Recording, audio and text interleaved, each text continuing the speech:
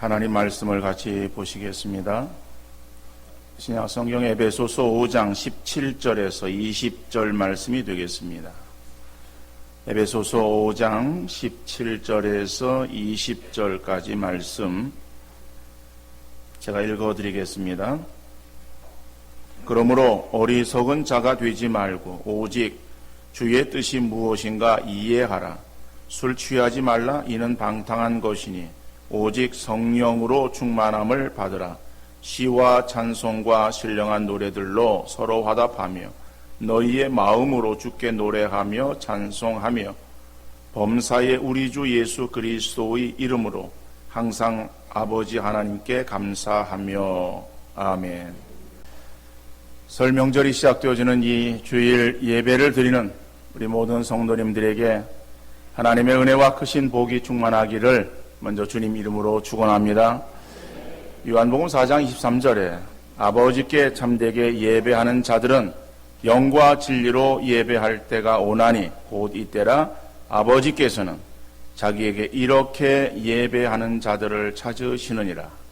분주한 마음으로 예배 자리에 나왔다 할지라도 이 시간 명절에 대한 분주함을 내려놓고 마음과 뜻을 다하여 하나님께 예배하며 예배에 집중할 수 있기를 간절히 바랍니다.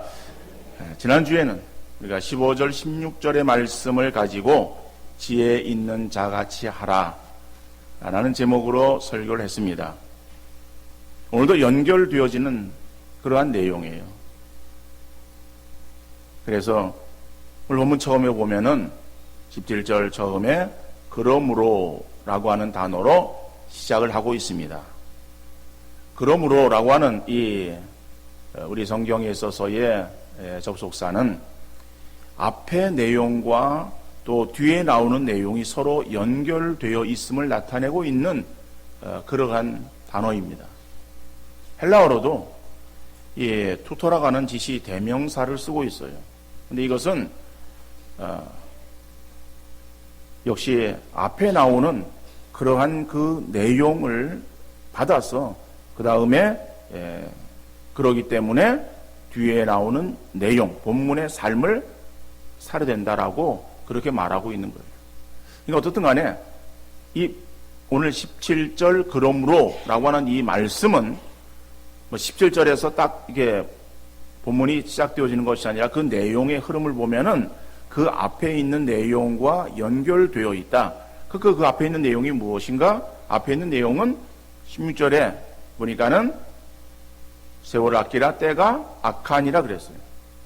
그러니까는 악한 세상이기 때문에 그러므로 어리석은 자가 되지 말고 주의 뜻이 무엇인가 이해하는 삶을 살아라 라고 하는 거예요. 자, 그러면은 어리석은 그러한 이 삶을 살지 말고 어리석은 자가 되지 말고 주의 뜻이 무엇인가 이해하라. 그러니까 어리석다라고 하는 것은 지혜 없는 것을 말하는 것이죠. 근데 이것은 지혜 없다라고 하는 것이 뭐 지난주에도 우리가 보았듯이 지혜 없다, 어리석다 같은 의미의 말이에요. 근데 이것은 단지 우리가 머리가 좋다, 나쁘다 그런 의미에서 하는 말이 아니라 어떠한 생각이나 행동을 제어하지 못하는 것을 말하는 거예요. 그러니까 세상의 마지막에 가까워오고 있기 때문에 사단은 우리를 미혹하고 있는 때에 우리가 주의 뜻이 무엇인지 분별하지 못하고 자기의 생각에 치우쳐서 그저 자기의 마음대로 자기가 하고 싶은 대로 행동하는 그러한 삶을 살아가는 것이 어리석은 모습이다.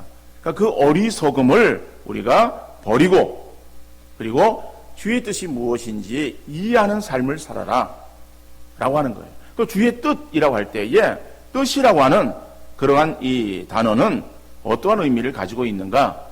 헬라어 델레마라고 하는 그런 단어를 쓰고 있어요. 그런데 이것은 어떠한 의지적인 소원이나 강한 욕구를 나타내는 말이에요. 계속 말씀드립니다만은 이 뜻을 나타내고 있는 헬라어 단어가 무엇이냐?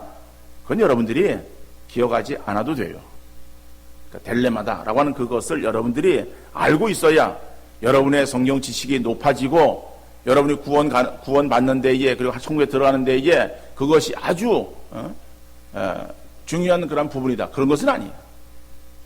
제가 이 단어를 여러분들에게 설명하면서 이러한 단어이기 때문에 거기에 들어있는 의미는 이 뜻이라고 하는 그런 의미가 어떤 것이냐, 그냥 제가 나오는 어떠한 뜻만을 말하는 것이 아니라 이러한 헬라어에 근거해서 나오는 뜻이 이렇다라고 하는 것을 여러분들에게 하나의 어떤 증거하기 위해서, 그래서 제가 인용하는 것이기 때문에 여러분 거기에는 그냥 별 관심 갖지 마시고, 어떻든 간에 그러나 중요한 것은 이 뜻이라고 하는 것은 이 델레마라고 하는 그런 헬라어로 쓰고 있지만 이것이 의미가 뭐냐 할 때 그 의미는 어떤 강한 욕구, 그 다음에 어떠한 그 소원, 이것을 나타내는 말이에요. 그러니까 뜻이라고 하는 것은, 주의 뜻이라고 하는 것은 주님의 강한 어떠한 소원, 그렇죠? 주님이 우리를 향해서 원하시는 것, 그런 것을 나타내고 있는 말이구나 라고 하는 것을 여러분들이 이해하고 알면 되겠어요. 그래서 주의 뜻이 무엇인가 이해하라. 그러니까 하나님께서 우리를 향해서 원하시는 아주 강한 그러한 소원이 있어요. 강한 그러한 이 마음이 있어요. 그러니까 하나님이 원하시는 것이 무엇인가 하는 것을 우리가 그것을 알기를 힘쓰고 또 그러한 삶을 살아야 된다. 그래서 오늘 제목을 하나님의 소원을 이루는 성도, 그렇게 제목을 잡은 거예요. 그러니까 하나님의 소원이라고 하는 것은 주의 뜻이죠. 그렇죠? 주의 뜻을 이루는 성도, 이런 말인데 그것을 의미를 더해서 하나님의 소원을이라고 제가 제목을 잡았다라고 하는 거예요. 그러면은 여러분, 이 마지막 때, 그죠?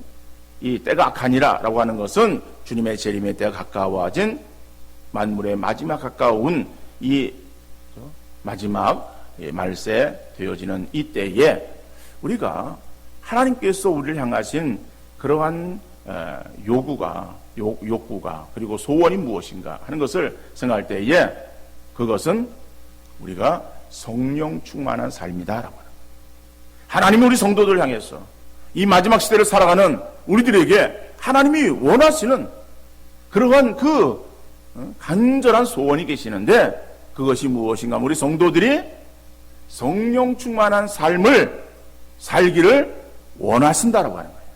오늘 본문 18절 말씀 보니까는 술 취하지 말라, 이는 방탕한 것이니 오직 성령으로 충만함을 받으라, 이렇게 말씀하고 있습니다. 그래서 오직 성령으로 충만함이라고 말할 때 그것은 뒤에 나오는 그 오직 성령으로 충만함, 이 말을 강조하는 것처럼 보여지지만은 이것은 또 헬라 원문으로 보면은 그것이 아니고 앞에 있는 것을 부정하고 그리고 뒤에 있는 것을 강하게 강조하는 그러한 용법의 문장이에요. 다시 말하면은 앞에 있는 것은 너희들이 행하지 말라. 그러나 뒤에 나오는 것은 너희들이 그렇게 살아야 된다라고 하는 거예요. 그 앞에 나오는 것이 무엇인가 하면은 술 취하지 말라, 이는 방탕한 것이니라고 해요. 그런데 술 취하지 말라라고 하는 것은 성경에 많은 부분에 나오고 있습니다. 그런데 이것은 성경에서만 나오는 그러한 내용이 아니라 오늘 사회 속에서도 이 술에 대해서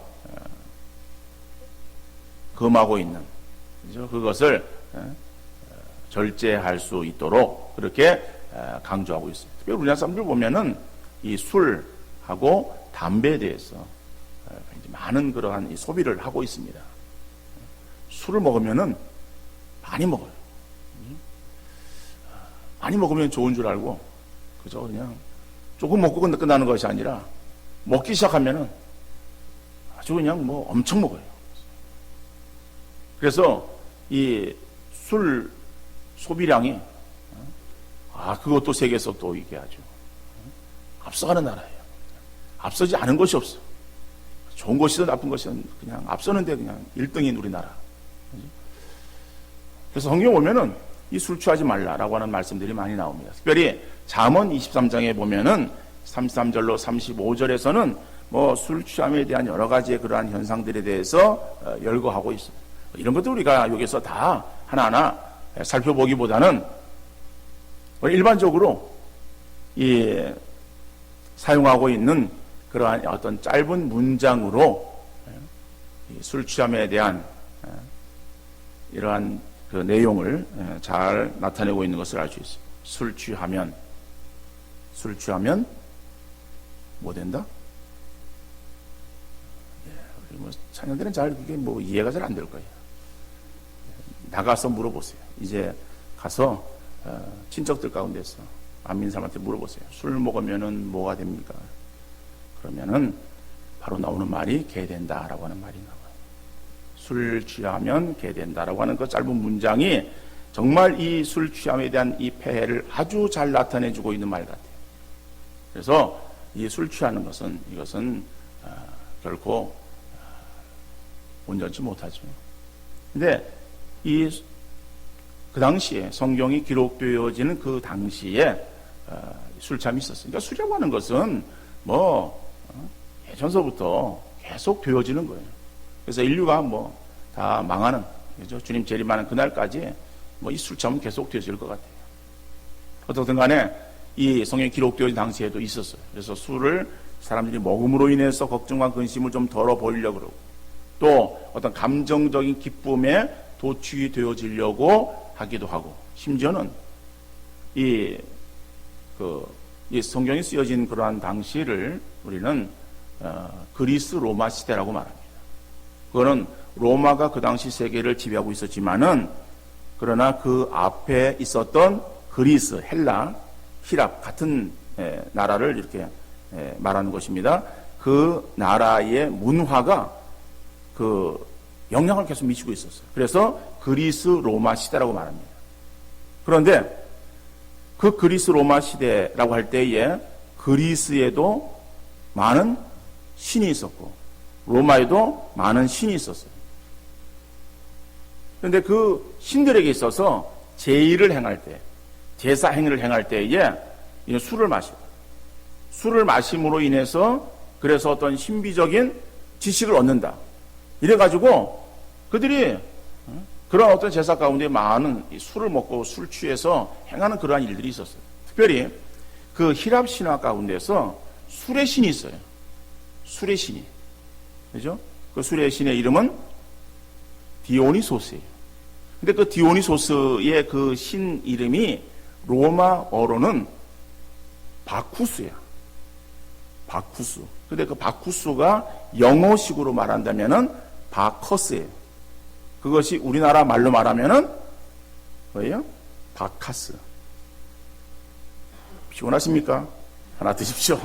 라고 하는 그 바카스가 그것이 술의 그 신이었던 그 바쿠스, 그것을 이제 우리 그냥 말로 해서 바카스 이렇게 동아 지역에서 붙여서 파는 거. 그러니까 그거는 우리 몸을 무슨 이렇게 보호해 주기보다는 그저 일석인 어떠한 그 카페인의 그러한 성분으로 제가를 비방하는 건 아닙니다만은 그래서 반짝 그냥 좀 이렇게 기분의 어떠한 전환 이런 것을 줄 수는 있는 것 같아요. 제가 의학자가 아니기 때문에, 그리고 식품학자 아니기 때문에 정확하게 잘 이렇게 말하기 그렇습니다만은 그런 것 같아요. 어쨌든 그래서 그런 어떠한 이 술의 신, 그런 술의 신에게 제사할 때는 어떻게 하겠어요? 술을 먹고 하는 거예요. 술을 먹고 막 현란한 노래들을 막 부르고 환각 상태에서 막 그냥 그 어떤 제사 행위를 행하는 거예요. 이런 것들이, 이런 어떤 사회적인 어떤 종교적인 그러한 어떤 배경들을 에베소 교회 성도는 다 알고 있었어요. 그게 그리스 로마 시대에 일반적인 사람들이 다 행하는 그런 모습들이기 때문에 교인이라고 할지라도 자기 주변의 사람이 다 그렇게 행하는 것을 보잖아요. 그래서 술 취하지 말라 이는 방탕한 것이라고 하는 그것은 바로 그런 거예요. 술을 먹음으로 인해서 사람이 정말 막 정신을 잃고 행하는 그런 것도 있지만은 그것이 어떤 이방 신에게, 특별히 어떤 술의 신에게 제사하면서의 행하는 그러한 이 어떤 방탕한 그러한 그 모습이기 때문에 그런 것으로 인해서 우리가 신께 나가는 것도 아니고 신과의 어떠한 신비한 어떤 지식에 들어가는 것도 아니고, 그래서 우리 그리스도인들은 성령 충만을 받으라 하는 거예요. 성령으로 충만함을 얻는 그 삶이 되어질 때에 그것이 하나님께 우리가 정말 하나님의 뜻을 알 수 있는 것이고, 그리고 하나님께 주시는 그러한 기쁨과 또 희락을 느낄 수 있는 그러한 것이기 때문에 성령으로 충만함을 받아야 된다. 그러니까 우리가 세상적인 방법을 따르지 말고 그런 것은 버리고 우리가 정말 하나님께서 원하시는 그러한 성령으로 충만한 삶을 살아야 된다라고 하는 것을 오늘 본문은 말씀하고 있습니다. 그래서 이 마지막 시대에 하나님이 우리에게 있어서의 원하시는 강한 소원이 있는데 그 소원이 무엇이냐? 그 소원은 성령으로 충만한 것이다. 그럼 성령으로 충만한 것은 어떻게 하면 성령으로 충만한 삶을 살 수 있는가? 성경에 보니까는요, 그 성령 충만은 우리가 자의로 내가 얻을 수 있는 것이 아니에요. 그러니까 성령으로 충만함을 받으라라고 하는 이 문장이 문법적으로 보면은 수동태 명령형이에요. 다시 말하면은 이것이 수동적이다라고 하는 거예요. 수동적이다라고 하는 것은 내가 능동적으로 내가 자유로 행하는 것이 아니라 하나님께서 우리에게 허락하셔야 내가 받을 수 있는 거예요. 이게 수동적이에요. 그러니까는 성령 충만은 내가 능동적으로 받는 것이 아니라 수동적이다라고 하는 거예요. 그러면서 그것은 명령형으로 되어 있어요. 그러니까는 이거 당연히 성령 충만을 우리 성도들은 받아야 된다. 내가 받고 싶다고 받고 받기 싶다고 안 받는 것이 아니라 성령 충만은 우리가 하나님께서 우리에게 주셔야 받을 수 있는 것이지만 우리가 이것은 늘 성령으로 충만한 삶을 살아야 되고, 성령 충만은 한번 내가 성령 충만에 따라 가지고 계속 그것이 유지되어지는 것이 아닙니다. 그 성령 충만을 날마다 우리가 구해서 성령으로 충만한 상태 속에 우리가 늘 거해야 된다라고 하는 거예요. 그러면 성령 충만은 어떻게 받을 수 있는가? 자, 그것은 우리가 회개하고 그리고 간구하는 그러한 심령에게 성령 충만을 허락하신다라고 성경에서 말씀하고 있어요. 신약성경 사도행전 2장 38절에 보니까는 베드로가 이르되 너희가 회개하여 각각 예수 그리스도의 이름으로 세례를 받고 죄 사함을 받으라. 그리하면 성령의 선물을 받으리니 그랬어요. 너희가 회개하여 각각 예수 그리스도의 이름으로 세례를 받고 죄 사함을 받으라. 회개하여, 그죠? 회개함으로 인해서 성령의 선물을 받는다라고. 다시 말하면 우리 마음속에 더러움이 있을 때에 성령은 우리 가운데 임하지 않으십니다. 성령은 하나님이에요. 하나님은 의로우신 분이에요. 하나님은 빛이세요. 더러움과 그 다음에 어둠 가운데 함께 공존하시는 분이 아니십니다. 그러니까 우리 마음속에 죄로 인해서 더러워져 있고 그리고 어둠에 가득 차 있어요. 그러면은 성령 우리 가운데 함께 거하시는가? 성령 가운데 임하지 않습니다. 그러니까 우리가 그런 것들을 다 회개할 때, 그래서 우리의 마음이 깨끗함을 얻을 때, 그때 성령께서 우리에게 있어서 충만하게 우리의 심령에 채워 주시는 것이다. 또 오면은 간구하는 사람에게 주어지는 거예요. 간절히 구하는 기도에 하나님께서 성령으로 역사하신다라고요. 누가복음 11장 13절에 너희가 악할지라도 좋은 것을 자식에게 줄 알거든 하물며 너희 하늘 아버지께서 구하는 자에게 성령을 주시지 않겠느냐. 구하는 자에게 너희 하늘 아버지께서 성령을 주시지 않겠느냐. 그죠? 그러니까 성령이라고 하는 것은 사람이 주고받는 것이 아니에요. 성령을 받으라 그런다 가지고 그것이 무슨 뭐 우리에게 쫙 임해가지고 성령이 탁 받아서 그러면 내게 오는 것이고, 그것을 또 다른 사람에게 또 탁 토스하고 패스하고. 성령의 공이 아니에요. 성령 하나님입니다. 우리가 믿는 믿음의 대상이에요. 성령 하나님은 낮고 성부 하나님은 높고 성자 하나님은 중간이에요. 그게 아니에요. 우리가 믿음의 대상은 성부, 성자, 성령이 동등한 하나님이에요. 그 하나님을 우리가 정말 높일 때에 그 하나님께서 우리 가운데에 임하게 되죠. 그러니까 성령 충만은요, 그러니까 그 성령 하나님 우리 가운데 가득하게 임하는 거예요. 그러니까 그것은 하나님이 우리가 무슨 뭐 주고받아야 오고 하는 그런 분이에요. 우리를 만드시고 우리의 지금 역사를 주관하시는 그런 분이신데 하나님께서 우리를 찾아오시는 거죠. 그래서 임하시고, 그래서 우리에게 더욱더 이제 우리 가운데 풍성하게 역사하시고, 그래서 우리가 성령의 역사를 제한할 수 있어요. 그거는 우리의 죄악, 더러움 가운데 성령의 역사를 제한하는 거예요. 그럼 성령이 우리를 통해서 역사하잖아요. 성령 인격적인 하나님이세요. 그래서 성령이 뭐 그냥 내가 원하지 않는데 강제적으로 막 행하시는 그런 하나님이 아니세요.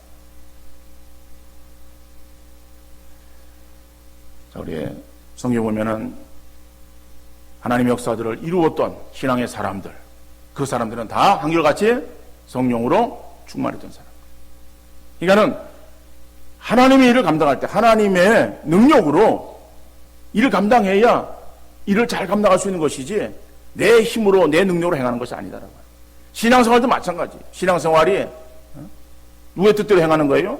하나님의 뜻대로 행하는 거예요. 그럼 하나님의 뜻대로 행하는 그러한 것 신앙생활이면은 하나님께서 나를 주관하셔서 내가 하나님의 그러한 그 뜻을 이루어 드리는 그 신앙의 그 모습이 신앙생활 아니에요? 그러니까 우리는 늘 성령 충만을 여러분 구하고, 그래서 성령 충만한 우리 성도들 되어질 수 있기를 간절히 바랍니다. 성령 충만의 반대말은 뭐겠어요? 그거는 자기 충만이에요. 자기 충만. 그러니까 내가 성령으로 충만한 것이 아니라 나로 충만해져. 내가 충만하다는 것은 뭐예요? 내가 주인 되어서 내 마음대로 하는 거예요. 내 생각대로 하는 거예요. 내 임의대로 하는 거예요. 그건 자기 충만이에요. 자기 충만과 성령 충만은 반대말.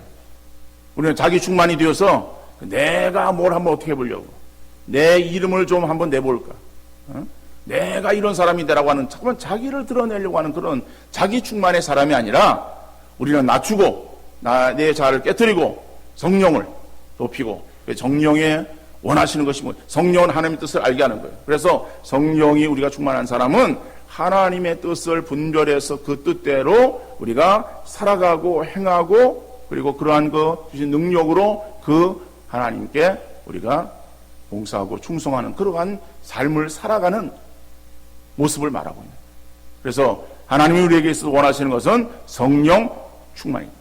그 성령 충만은 회개하고 간구할 때에 성령 충만을 받을 수 있다. 그런데 오늘 본문에서 보니까는 성령 충만을 우리가 받아야 되는데 성령 충만은 눈에 보이는 것이 아니에요. 그러면 성령 충만을 우리의 삶으로 드러내야 된다라고 하는 거예요.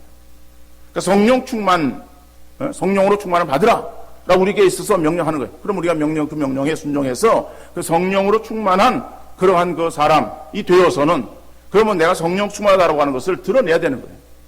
어떻게 드러내느냐? 삶으로 드러내야 돼요. 어떠한 삶으로 드러내야 되는가? 오늘 본문에서는 두 가지를 우리에게 말씀하고 있습니다. 첫 번째로는 하나님을 찬양하는 삶이에요. 하나님을 찬양하는 삶. 오늘 본문 19절 말씀입니다.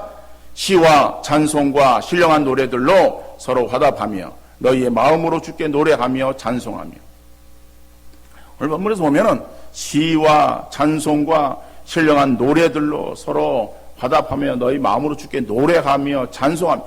뭐 굉장히, 근데 좀 이게 달라요. 다르기는. 시라고 하는 것은, 이거는 시라고 하는 그러한 그 이 헬라어 단어가 문지르다라고 하는 그런 의미를 가지고 있는 단어예요.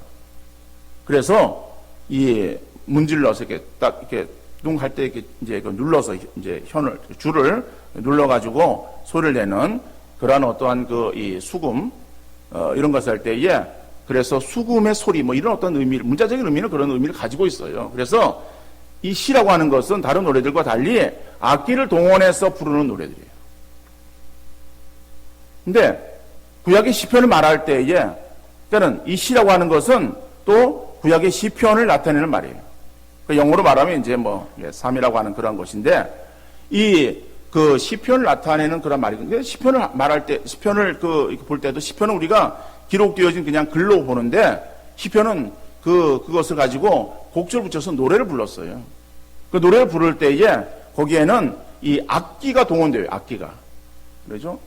그래서 큰 소리 나는 뭐 악기로, 그죠? 뭐 수금으로 뭐 현악으로 이런 거 악기들이 있었어요. 그러니까 악기들을 동원해서 노래를 그러니까 구약의 그러한 그 찬송의 모습이에요.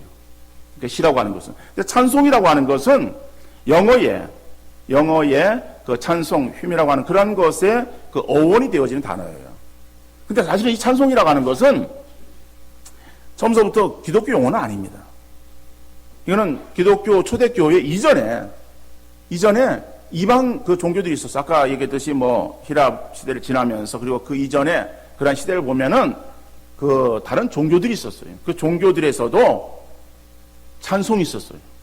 자기들 신에게 이러한 그 노래를 불렀어요. 그래서 그 신을 달래고 신을 뭐 높이고 그런 찬송이 있었어요. 그런데 초대교회에, 우리 기독교 초대교회에 있어서도 그래서 사람들에게 널리 알려졌던 그러한 이 곡들에게 있어서 어떤 그 신앙의 간증적인 그런 어떤 신앙의 내용들의 가사들을 거기다 붙여가지고 그래서 우리도 하나님께 노래로 영광을 돌린 거예요.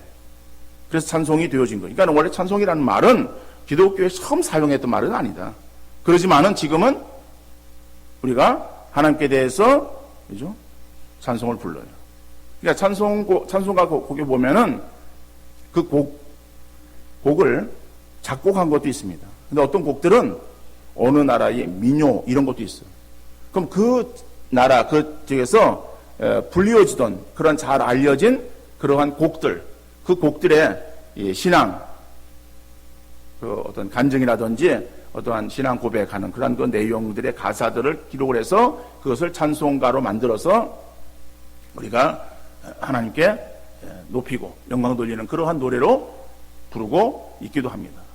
그러니까 좀 시하고 찬송은 좀 다르죠. 신령한 노래는 일방적인 어떤 성가곡을 말하는 거예요.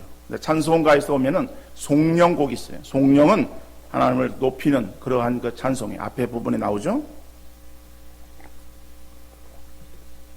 그런 것을 의미할 때는 신령한 노래 이렇게 말할 수 있어요. 그러면은 오늘 원문에서 시, 찬송, 신령한 노래 이렇게 구분되어져 있어요.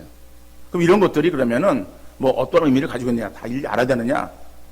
본문에서는 그것을 구분하기 위해서 썼다기보다는 그것을 계속 반복하는 것은 강조하는 그러한 의미가 들어있어요.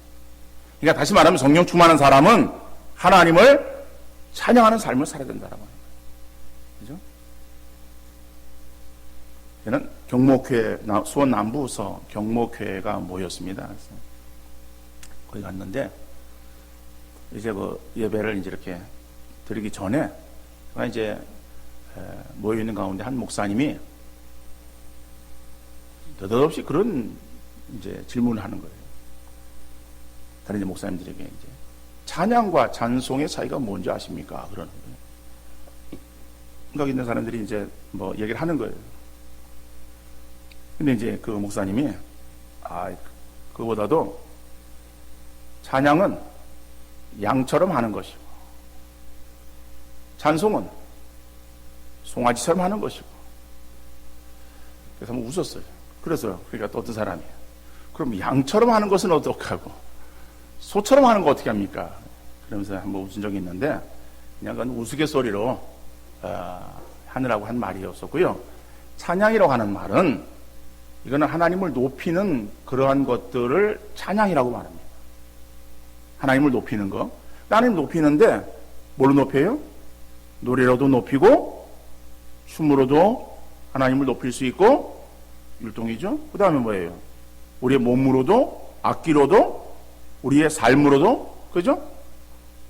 뭐 시로도 뭐 여러 가지 그런 것들 기도로도 그죠? 그런 걸 통해서 하나님 높이는 거예요. 높이는 그 행위를 찬양, 그러니까 하나님을 찬양한다라고 하는 것은 하나님 높이는 것을 말합니다.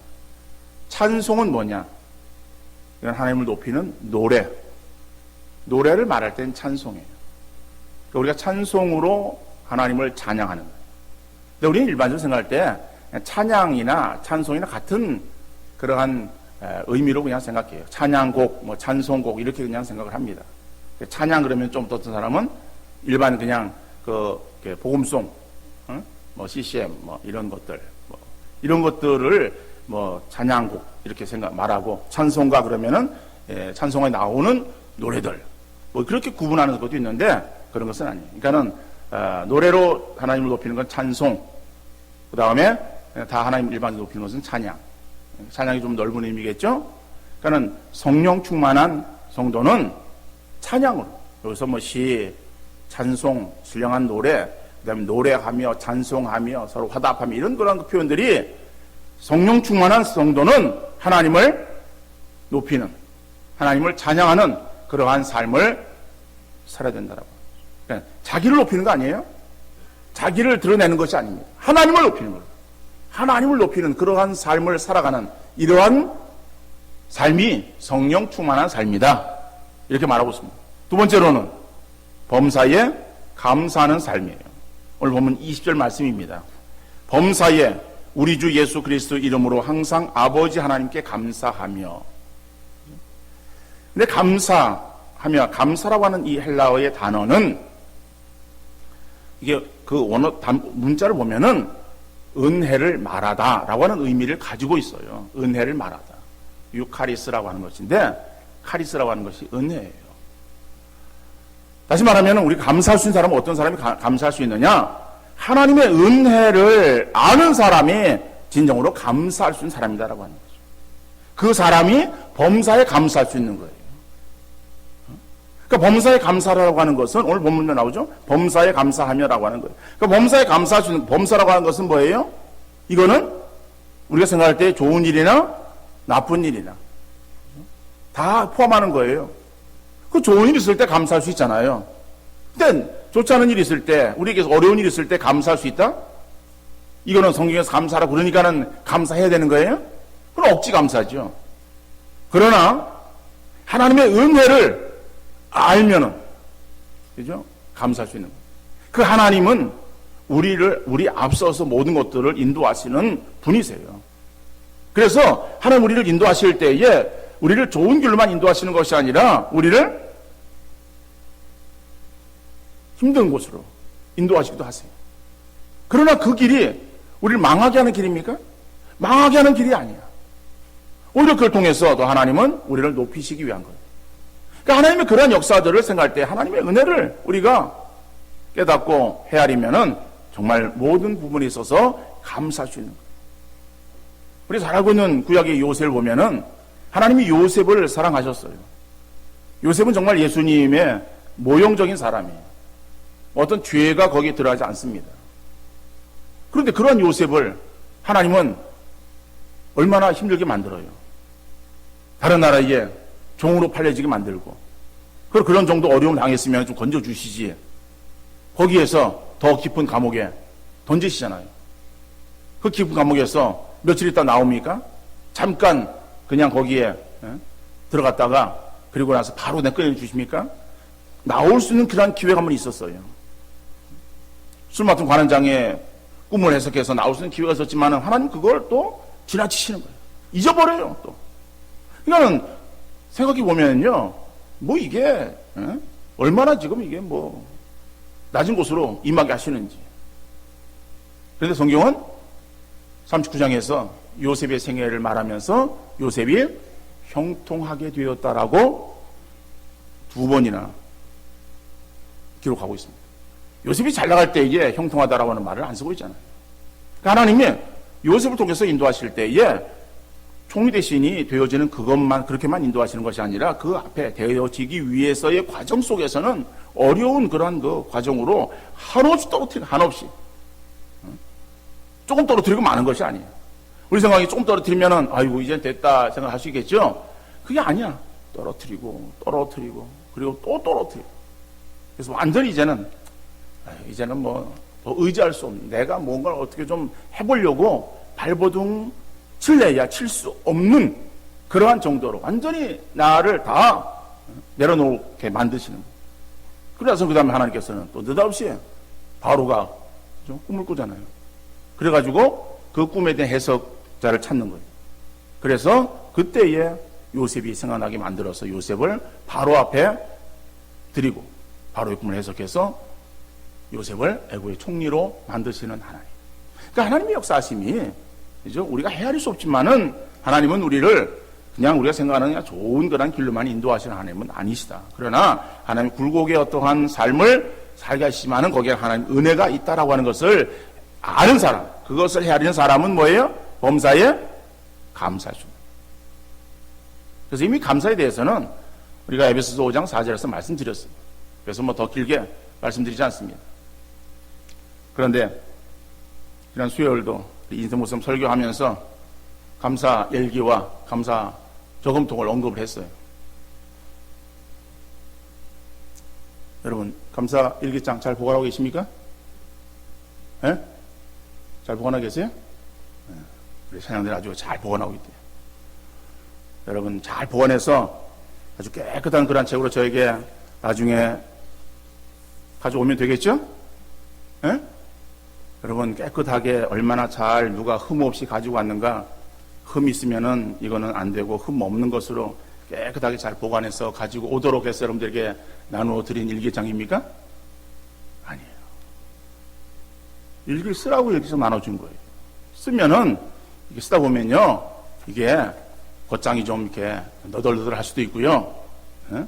이게 모자라 가지고 다른 책을 또 거기다가 덧붙여 질 수도 있고 쓰다 보면 자꾸 보면은 종이에 글씨가 쓰다 보면요 종이가 부풀어질 수도 있어요. 감사 일기장은요 감사 일기 쓰라고 준 거예요. 감사 일기 쓰시기 바랍니다. 그죠? 아유 나는 쓰라고 하니까 쓸 게 없어요. 쓸 게 없잖아요. 그죠? 뭘 써야 될지를 모르겠어요. 저는 며칠 전에 쥐포를 맛있게 먹어서 감사합니다 썼어요. 쥐포를 맛있게 먹어서 감사합니다. 여러분 쥐포를 맛있게 먹어서 감사하겠죠? 그죠? 근데 저는 쥐포를 구워서 먹었어요. 그래서 아재 잠깐 먹는데 쥐포에 딱딱한 뼈가 있어요. 그래서 이게 무슨 뼈 그래서 이렇게 봤더니요 쥐포에 뼈가 있는 게 아니라 내 이빨이 부러졌어요. 어금니가 부러진 거예요. 그러니까 어금니가 부러졌는데 보니까 그게 어금니가 이렇게 충치가 이렇게 아니 이게 중간에 이렇게 충치가 무슨 먹었었어요. 아니 이렇게 해가지고 그래서 이게 그 전에 조금 이렇게 떨어져 나갔었는데 근데 이제 그게 이제 그래서 이쪽이 이제 불편한 거예요. 이쪽도 조금 더 불편했어요. 그래서 지포를 잘 못 먹었어요. 하나를 해놓으면요 우물우물 거려가지고 지포를 하나 먹었어요. 그런데 그날도 그냥 그래서 우물우물 거리면서 먹는데 한 3분의 2 반 정도 이렇게 먹었는데 뭐가 확 씹히는 거예요. 그래가지고선 그래가지고 이제 보니까는 이빨이에요. 혀로 이렇게 보니까는 이게 이렇게 비었어요. 위쪽이 피는 나지 않았어요. 그래서 그 지포를 놔두고 그러다 이제 치과를 갔어요. 이제 그래서 보니까 이제 이가 부러진 거예요. 이제 그래서 이제 치과 치료를 했어요. 이제 치료를 다 하고서요. 남은 그런 쥐포는 제 집중과 다 먹고. 그래서 제가 이제 치료를 받고, 그리고 이제 며칠 전에 쥐포를 구웠어요. 구워가지고 조심스럽게 먹어봤어요. 그랬더니 이쪽도 잘 씹히고 이쪽도 잘 씹히고, 그 쥐포 맛있어요, 쥐포가. 그전에는 이게 굉장히 힘들게 먹었었는데, 맛있게 그냥 굽고 씹어서, 맛있구나. 맛있구나. 감사합니다. 여러분, 우리가 감사라고 하는 것은요, 뭐, 사소한 거예요. 그러죠? 그러니까는, 이가 아파보지 않은 사람, 그죠? 이가 쥐포를 먹다가 부러지지 않은 사람은 쥐포를 맛있게 먹는 것에 대해서도 감사를 할 수 없어요. 그러나, 먹어보니까는 또 그게 감사거리가 되더라고요. 여러분, 감사 일기를 한번 써보십시오. 사소한 것, 작은 것들, 우리의 삶에서 한번 좀 감사를 헤아리는 그러한 여러분들 되시고, 감사일기 쓰면서 감사 저금통에 감사를 저금하는 여러분들 되시기를 바랍니다. 어떤 때는 뭐 주머니에 돈이 없어서 감사 저금할 수 없을 수 있어. 그러나 어떤 때는 주머니에 동전도 들어올 수 있고 또 잔돈도 들어올 수 있고 감사를 저금할 수 있을 거예요. 무슨 뭐 10,000원, 50,000원, 뭐 100,000원짜리 수표를 넣어라 그런 얘기 아니에요. 그죠? 작은 거라도 우리가 감사를 심는 거예요. 감사를 심으면은 더 큰 것을 우리가 열매를 거둘 수 있기 때문에 그런 거예요. 여러분, 오늘이 2016년 음력으로는 15년 마지막 날이야. 내일이 2016년의 첫날이에요. 음력으로. 그렇죠? 2016년을 다시 맞이하면서 다시 좀 새롭게 2016년 한 해를 감사로 채우는 여러분들 되어질 수 있기를 바랍니다. 그래서 범사에 항상 감사는 그러한 삶이 어떤 삶이라고요? 성령 충만한 삶. 여러분 하루하루 이 시간을 보내면서 그냥 허송세월하지 말고 영적으로 분별할 수 있기를 바랍니다. 지금의 때는 주님의 재림이 점점 다가오고 있는 마지막 때가 되어져 가고 있어요. 시간의 흐름은 유수와 같아요. 이럴 때에 그저 우리가 주님이 우리에게 있어서 원하시는 것이 무엇인가 좀 헤아리시고, 주님이 원하시는 것은 우리가 성령 충만한 삶인 자기 충만으로 삶을 살기 위해서 애쓰는 것이 아니라 성령으로 충만한 삶을 살아야 될 것이고, 성령으로 충만한 삶은 결국에 하나님을 높이고 하나님을 찬양하고 하나님께 영광 돌리는 삶으로 드러나야 되는 것이다. 또한 범사에 항상 감사하는 그러한 삶으로 나타나야 되는 것이다. 올 한 해 이러한 삶으로 하나님께 영광 돌리고 하나님의 기쁨이 되어지는 모든 성도들 되어질 수 있기를 주님 이름으로 축원합니다.